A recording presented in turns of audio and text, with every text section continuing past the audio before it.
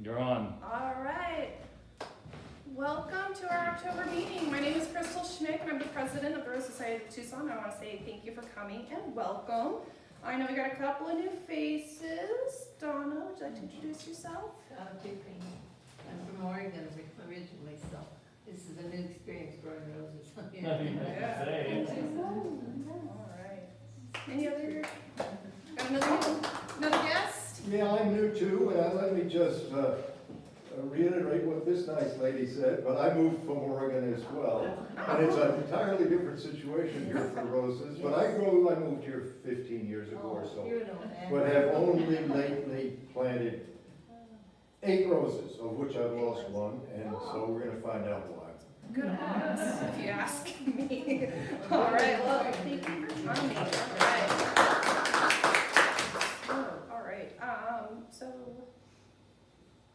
All right, anybody else from Oregon? No? Okay. All right. I'm so excited that people came today. Thank you guys for showing up. I know the whole pandemic thing is a little, weird for us still, but we'll figure it out. We'll get through. Guests, Les, would you like to tell us what to do this month? Well, We missed him last month. All right. I'll take this off so maybe you can hear me, and try not to fling my hearing aid on the floor. So. I had to get a loaner hearing aid a couple of months ago, and they didn't have any because so many people had taken their masks off and flipped their hearing aids off. Yeah, so, and I've done it a couple times. So.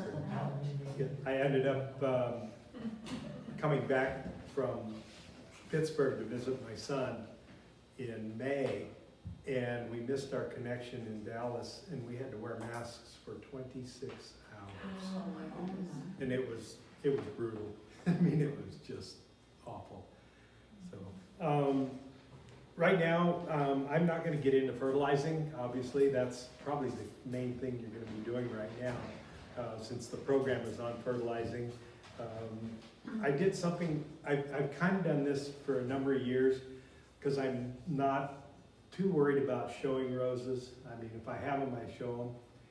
But I used to recommend that you prune 1/3 of the bush one week and another third of it the next week in the fall and the other third a week later. So you could spread your bloom out. And there's some varieties that are what are called croppers, where if you prune them all back, you'll have all 27 blooms in 3 days. And some of them are a little better at staggering. So this year, partially because I had COVID and partially because I was lazy, I just go out and prune for 10 minutes or so, 15 minutes, and kind of work my way through the bushes. And so I'm gonna spread my bloom out by probably out to 30 days or more probably. Because I'm not gonna show roses, and I like to have something to bring in the house over a longer period of time. So it's just something to think about, and that's a year away, so you don't have to worry about it now. You can procrastinate. Maybe that's what I was doing. And another thing is, there was a thing in the Thrift Hater about sources for new roses. So you might be thinking about roses that you're gonna replace, or if you're expanding your gardens, or putting some more pots in. Now is the time to start thinking about that. I'm guessing with the labor shortages, the shipping shortages, and all that sort of stuff, that there's gonna be some issues, serious issues with getting roses when you want them. So you might wanna get your orders in as early as possible. The whole supply chain is just a disaster. So that's something that you might be looking forward to. If you normally buy fertilizers in bulk, like 50-pound bags, and you find some at a price that you can live with, and you have a place to store it that's dry, you might want to stock up. The price of natural gas has gone through the roof, and that's what a lot of your high nitrogen fertilizers are made from. Not your organics, but that's organic. Natural gas is organic. Natural gas. Natural gas is organic. But you might want to, stock up because I don't see the supply chain on natural gas going anywhere except up. So those are just some things that you can be thinking about. I haven't seen, we've got tons of bugs, but nothing that seems to be bothering the roses. My mosquito farm finally dissipated. I go out every day and work in the yard for my bloodletting.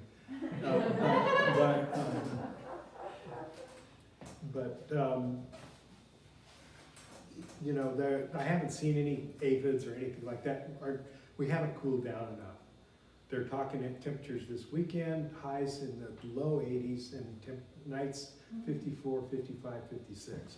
So that's a whole different shift from 90s to mid 60s. You probably right now should be watering at about 60, 65% of what you were during the hottest part of the summer. And that's not volume at a time, it's frequency. So you're gonna spread your frequencies out a little bit on your watering. If we continue back, get down into stay in the low 80s and the mid 50s, you can almost cut your watering in half. Just make sure you are thoroughly soaking your plants when you water them. Anybody got any questions?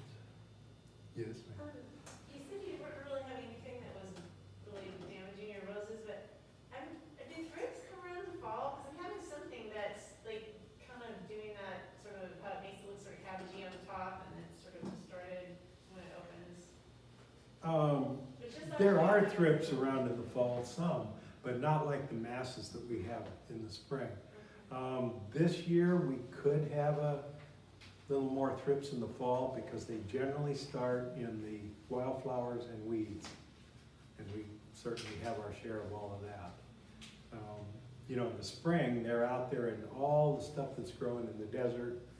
And just about the time our roses start to show a little bit of color, all those wildflowers and weeds start to dry up. So they just go looking for a new meal. I was just wondering if it was that or if it was something entirely different. Don't know. Okay. I mean, if you think you have thrips, you just need to take a piece of paper and kind of peel the roses open and shake them over it, and you'll see them walking around Okay. there. Do you all know what thrips are? Okay. No, I don't Oh, know, no? but I don't. They're a little tiny, about a 1/16 of an inch long and a couple of hairs wide insect. They're beige in color. And what they do, especially in the spring, is when the roses are just forming and almost starting to show color, before the sepals even turn back, they get in there and they suck the juice out of the tips of the petals. And so when they open up, they're brown and discolored on the edges. And they like the lighter colored roses, especially the whites and yellows and light pinks. You won't see much damage on like a dark red or anything like that. But they can be pretty devastating. You know, you think, oh man, look at that new growth and all those great big buds. And then they start to open up. And sometimes it damages them so much that they almost look like heads of cabbage instead of having the nice pointed centers. So. And spraying with a topical or a non-systemic doesn't do much good. You almost have to spray with systemic for insecticides so that it soaks into the buds and gets them, because they're not out where a topical spray will do any good. Anybody else? I've had a couple of beetles in the white roses. Right. That, Yeah, we've got quite a beetle population this year of things that people haven't seen for yeah. a long time. And some beetles don't eat anything. All they do is come out and look for a boyfriend or a girlfriend and lay eggs, and the ones that do the damage are their grubs or their larvae. And then some beetles do actually eat on the petals and foliage. But I didn't know what kind of beetles we've had. I haven't, that we have here. We don't have very many beetles, do we? Not usually, but you know, we had the hottest June in history. Les, you have to move a little bit. Oh, We had, we had the hottest June in history. We had the wettest July. August was not very wet, but pretty disgusting, hot and humid. So, I mean, we've had a whole lot of stuff thrown at us. I lived right by the university. I had over 10 inches of rain in July. And between July, August, and September, I'm at about 14 and a half, 15 inches. And several of them were over 2 inches. So we went up to our cabin to water because they hadn't had any rain there outside of Payson last weekend. And I did a little bit of watering Saturday when we got there, and from 4 o'clock Sunday morning till 10 o'clock Sunday morning, we had 2¼ inches of rain. So I drove 412 miles for nothing, pretty much, other than just to make sure everything was okay. But you never know. If you hadn't have gone, it would have been dry as a bone. Yeah, I mean, it's this wet was something else. When we drive up there, we go through a lot of hilly country. And when you went up in June, it was about the color of the floor. You know, everything's just brown and ugly as can be. And we went up the first week in August, and you'd think you were in Ireland or New Zealand or somewhere. It was, the hills were just this rolling green. I've been going up there since I was 8 or 9 years old, and I've never seen it look like that. It was amazing. Alrighty. Good. See you next month.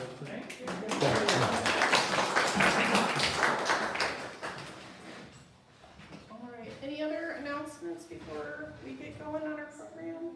Any other questions? No? All right, I'm gonna have Terry come up and introduce our speaker, and then we'll get this program going. So our speaker tonight is the Honorable Lou Pavlovich, who just about cleans everyone's clock when he gets to the rose shows. He grows the best roses in the state of Arizona, and the Phoenix people know it too. When they see him pull up, they're like, not again. Okay, here we go. Sorry about that. So anyway, I put this together and I thought this was really appropriate coming out of a nice summer again.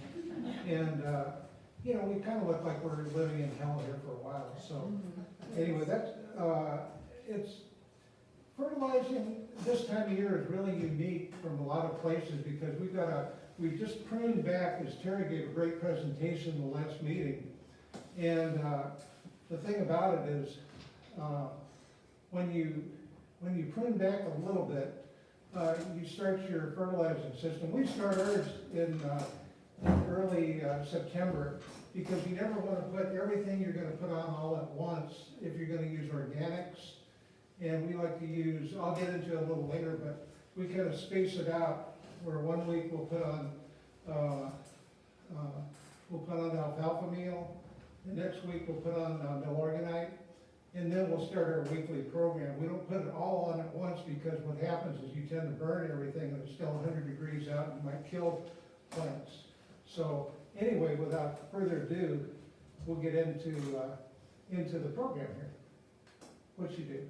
So anyway, in 2020, Tucson had 108 days during the summer, which hit 100 degrees or higher, an all-time record.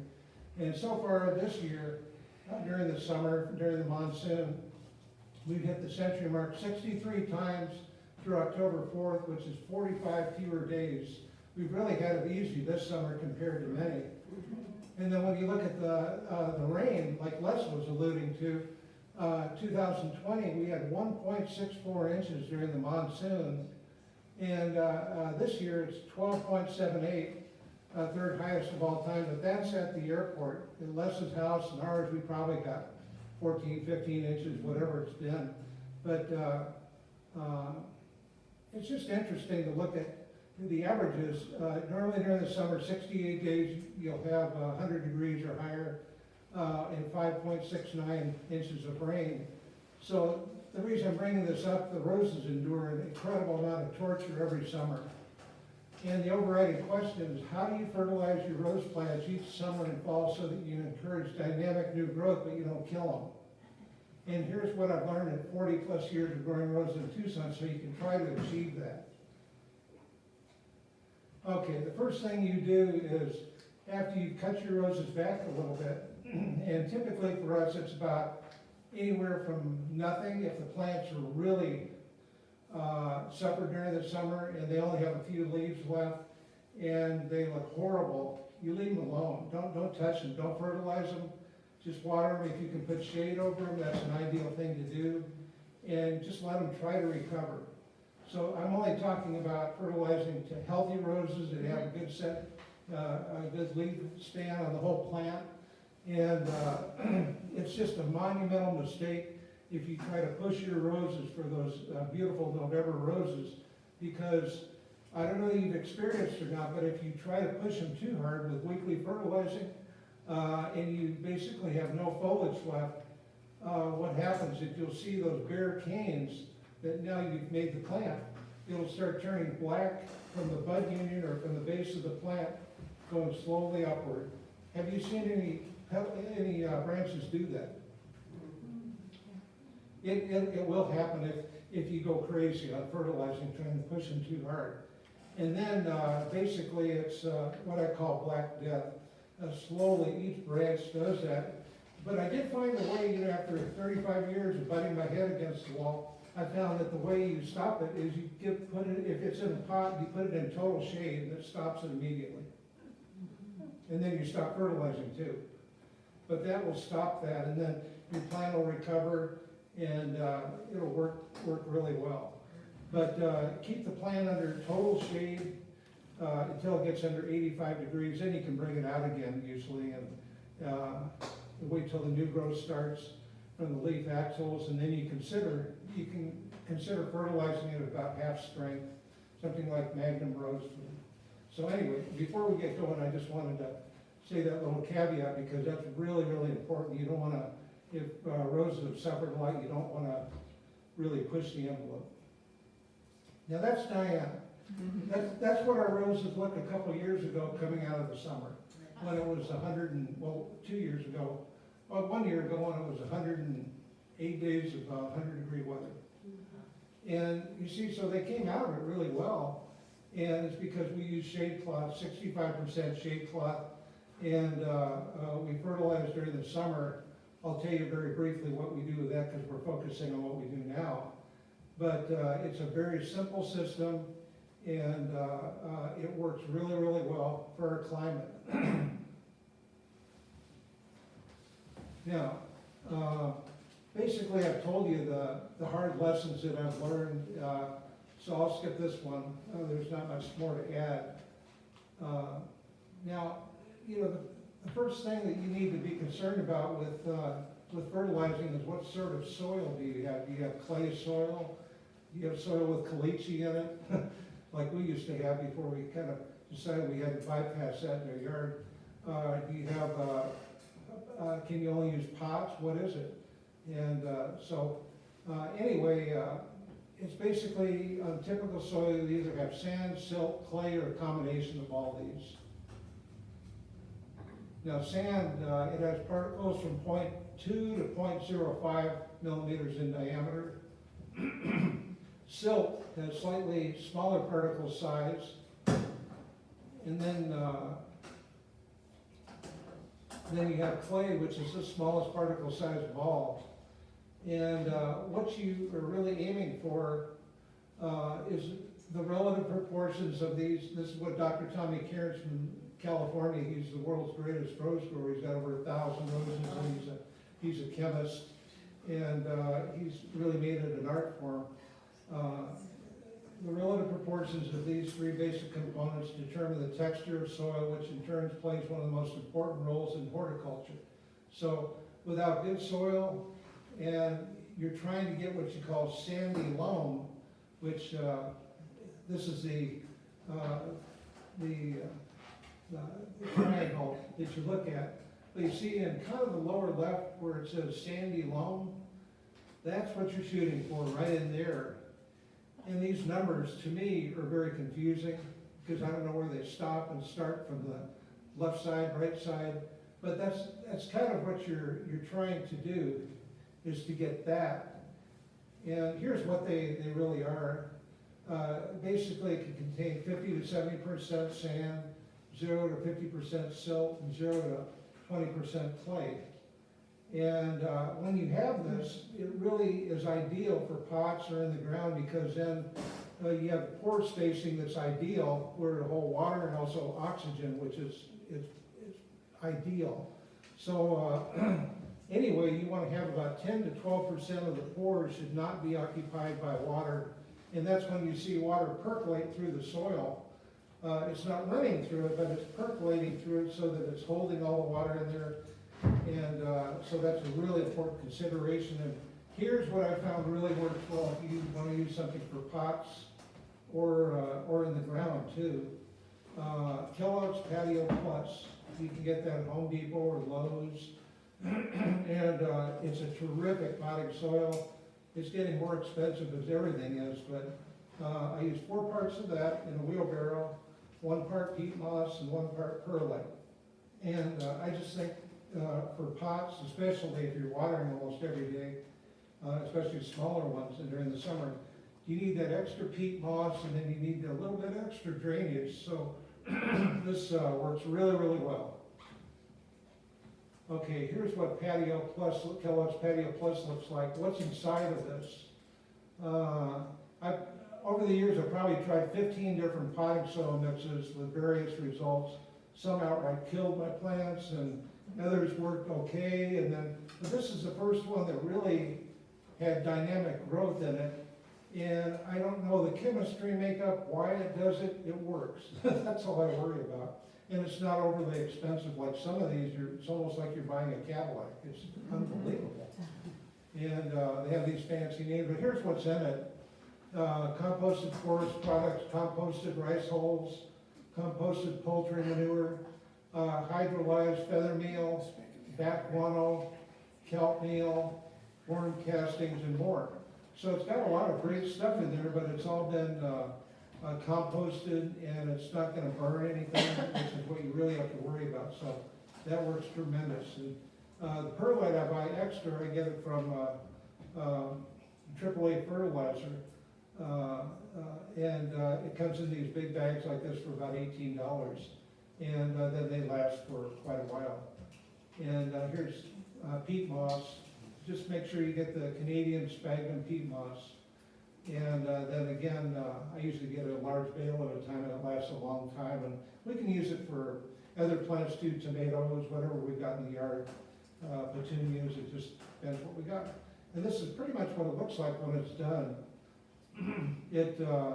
But it really, really works well, especially if you have them in pots. You want to have it so that it'll drain, because with most potting soils, what will happen is it'll start closing up as it breaks down the particles over a long period of time.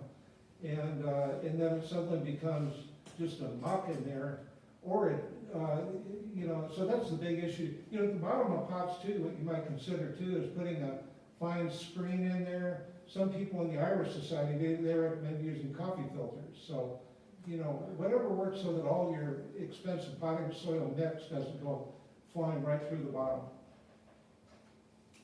Now, here's talking about fertilizing. Once we got that out of the way, what we're actually fertilizing, this is what we did during the summer. And over many years, I went from never ever fertilizing, because people thought, it was the opinion at that time that if you did, you're going to kill your roses. It's stressing the plant out too much when it's already under massive stress. Why do you want to do that? And but when I got into September every year, what happened is there was hardly any foliage on anything, and mainly because I didn't put any nutrients in there, additional ones. So, when you water every time, it dawned on me that you can use that to fertilize. If you have something in there that's slow acting.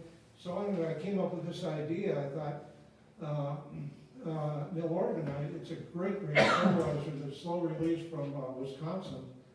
And it's basically sewage sludge, which sounds disgusting, but they heat it up to 2,000 degrees, and it works really, really well. Back many, many, many years ago, when the groundskeeper of the Cleveland Indians, he used this exclusively, and he had the best turf, and it was phenomenal what he did. But anyway, when they used to spring train in Tucson, my dad was covering the sports for the Arizona Daily Star at that time. He had him over for dinner one night, and he was telling my dad everything he did wrong in his yard as far as lawn. It was horrible anyway. But anyway, he suggested using this, and gosh, it was like a miracle product. And it has a high degree of iron, very slow release nutrients in the other areas, nitrogen, phosphorus, potassium. So I thought, I'm gonna try this, just a handful. And then also I used, at one time I used Osmocote, which is like a 6-month slow release. So anyway, what we did on, I found this worked really well. On June 1st, I put a handful of Osmocote Plus, then 1 handful of Milorganite on the soil of each rose that's in the ground or potted. And then on July 1st, August 1st, and September 1st, we only put 1 handful of Milorganite. And then basically what I've done now is every time I water every day or every other day, I'm fertilizing it. But very, very slow release, and the plants come along very slowly, but you saw with that picture with Diane, the roses look pretty good going into the early part of September. So that's what we were after, was trying to build leaves.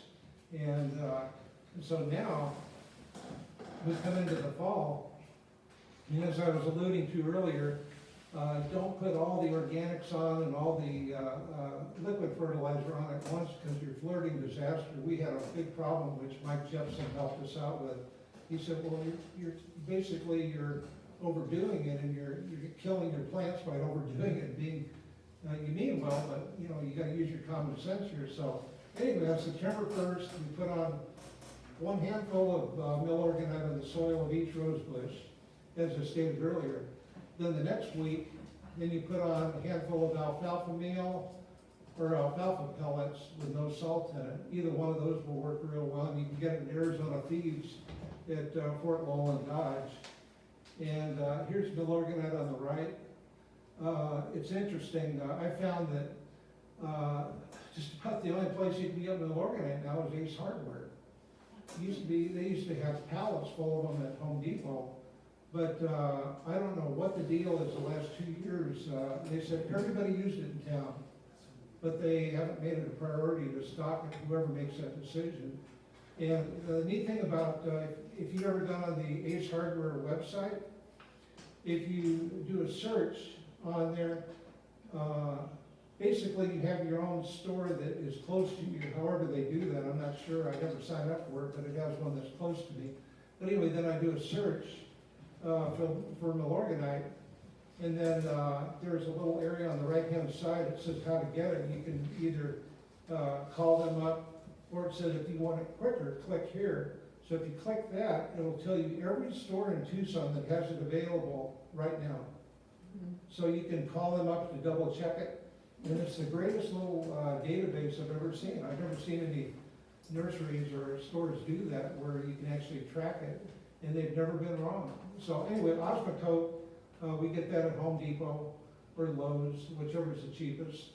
And so then, now after those 2 fertilizings, now comes the liquid fertilizer system that we do every week up to the middle of November. And you're probably saying, you're insane. Why am I going to spend my time doing this every week? I don't do that for any other plant. Well, you will be rewarded like you will never believe if you try it one time. And even if you want to try it with one plant, one rose plant, I think you'd be really surprised, because we really only have 2 really good blooming cycles in Tucson. One is in April and the other is November.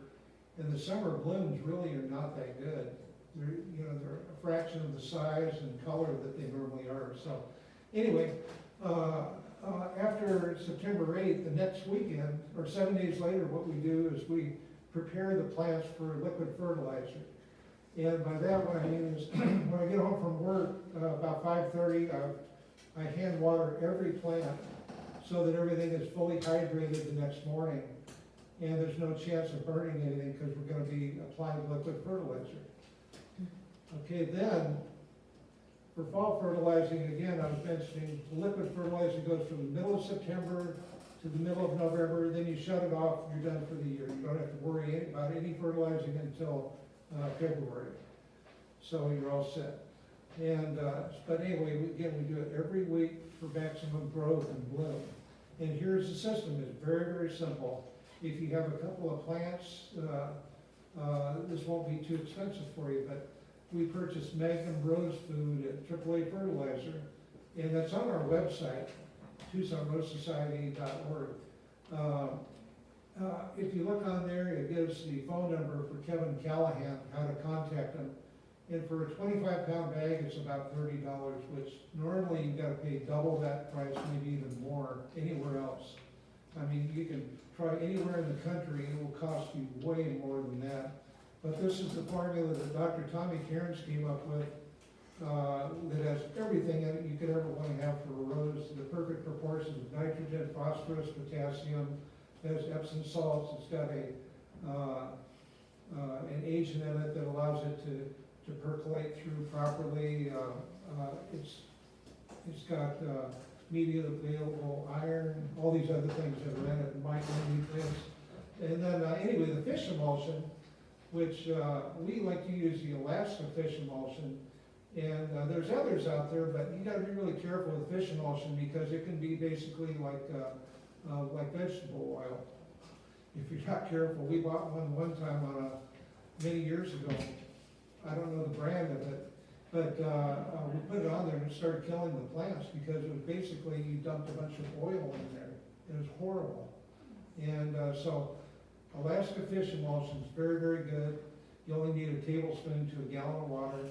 And then anyway, you repeat this through the system. The cheapest place to get fish emulsion in town is definitely not Home Depot anymore or Lowe's.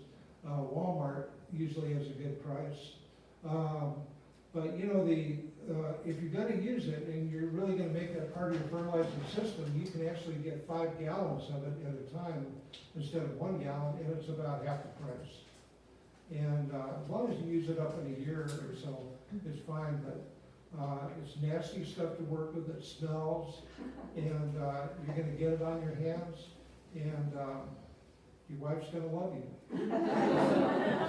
Now, do you put that on the plant or on the ground? Oh, on the ground, everything here, you're putting on the soil. Okay, thank you. All this on the soil. And, you know, so that's what you do. Week 1, which is now September 15th, you would put on Magnum Rose Food. That's 1 tablespoon to a gallon of water put on the soil. Then the next week, fish emulsion, 1 tablespoon to a gallon of water. Then you repeat it through November 15th. And that is it. Here's what they look like. Magnum Rose Food, you can get it in smaller containers on the left, but you'll pay a premium. If you go to Mesquite Valley Nursery, you're gonna be paying a lot of money for that tiny thing. So that's why I'm saying, this doesn't have to cost you an arm and a leg. If you get it from Kevin's, the 25-pound bag, it'll last you a long time if you have a few roses. And that's what the Alaska fish fertilizer looks like. Kevin's is AAA fertilizer. Name through Kevin. 574-0040. Zach, put on this expensive fertilizer, whether it's fish emulsion or Magnum Rose grow. How many times have you heard people say water it in? Why? Because watering adjusts the soil pH so the roses can actually absorb the nutrients from the fertilizer.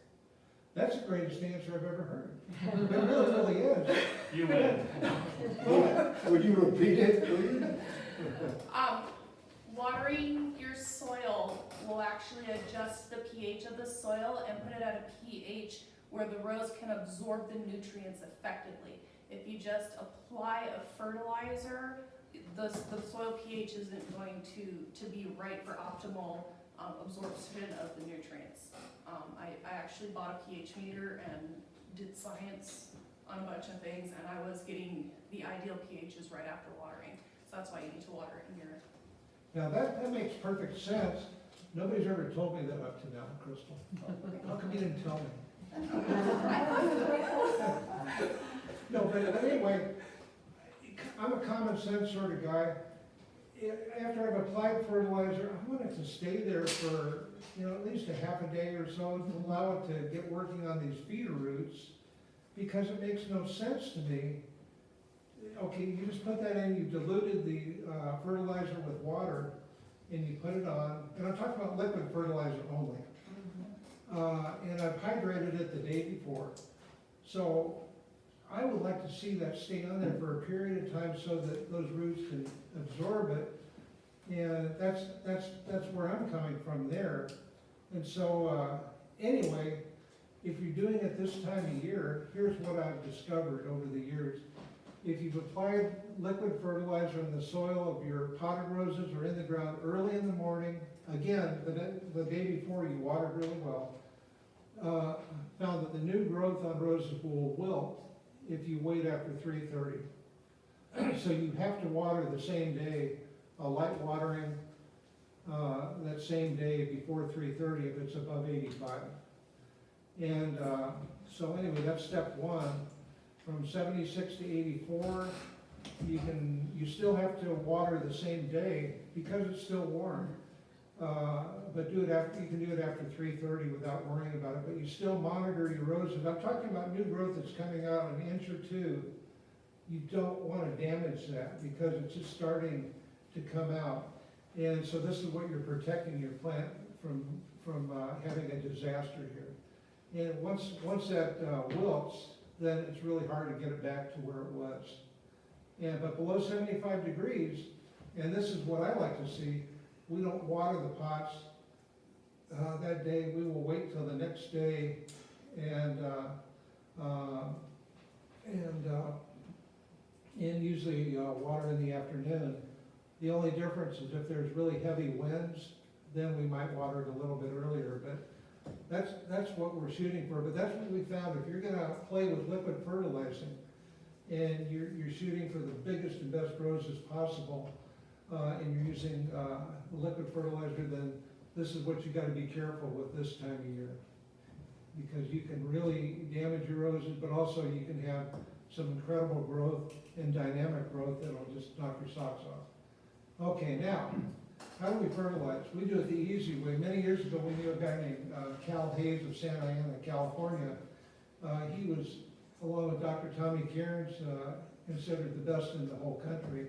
And he used a 55-gallon plastic container, and he filled them with diluted fertilizer that would equal a tablespoon to a gallon of water. And he used many different types. It was in the days before Magnum Rose Food. And then he placed a submersible pump in the bottom of the inside of that container, and it had a hose connected to it so that when he took the plug and plugged it into an outlet, then the water would go through the hose, out through a water line, into his rose soil. And so anyway, he would count to about 10 seconds and then move on to the next one. And it's very efficient to do. If you only have a few roses, you don't need to do this, but we have 50 of them, so this works really well, and we're done with everything very quickly. And so anyway, here's the pump that we use. It's a 1/4 horsepower utility pump. And you can see in the upper right-hand area, there's a little area where you can screw on a hose. We only have a 50-foot hose, and this ran about $50 that we got about 6-7 years ago. They last a long time, typically. And you can see on the left where you have a cord. It doesn't show the entire cord, but it probably runs about 6 feet or so, maybe a little bit longer. And then it's just long enough it'll go outside of your container, and then you put an extension cord to it. So, yeah. You used to use Pentrex when you were doing that. Do you still use that? No, you don't need to, because Dr. Cairns, he has a, what do you call it? What does Pentrex do? It's a soil penetrator. Yeah, there we go.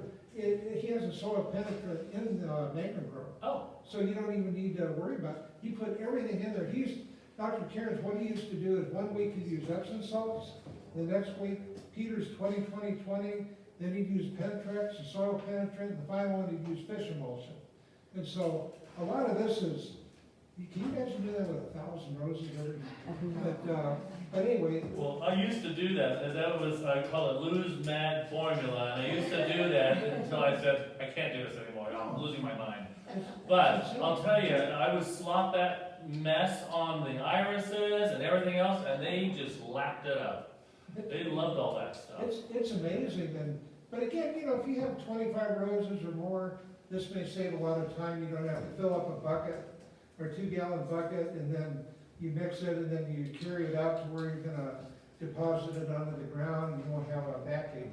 So, this just makes everything so easy and efficient that, we've used it ever since, and, I really like the whole system. Now, don't worry, that's not how the container came. That's because of fish emulsion over like 15 years or 20 years. It's horrible, but you know, when we bought this 55-gallon drum, you always have to, we got it in Arizona Feeds for about $10, way a long time ago. But we realized that if we fill the water up to 55 gallons to the top, I didn't really know, it didn't come out right with the proportion of cups of fertilizer you put in the water and then mix it. What I found is that 49 gallons of water, you see where I have that mark there where it says 49 gallons?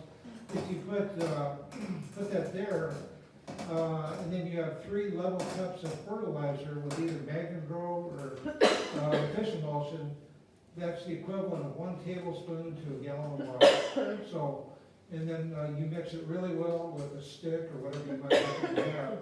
And then you plug it in, well, you put the submersible pump inside, you plug it in, and then fertilizer goes right outside, goes through the hose into the water wand, and then when it gets towards the bottom, you shut it off.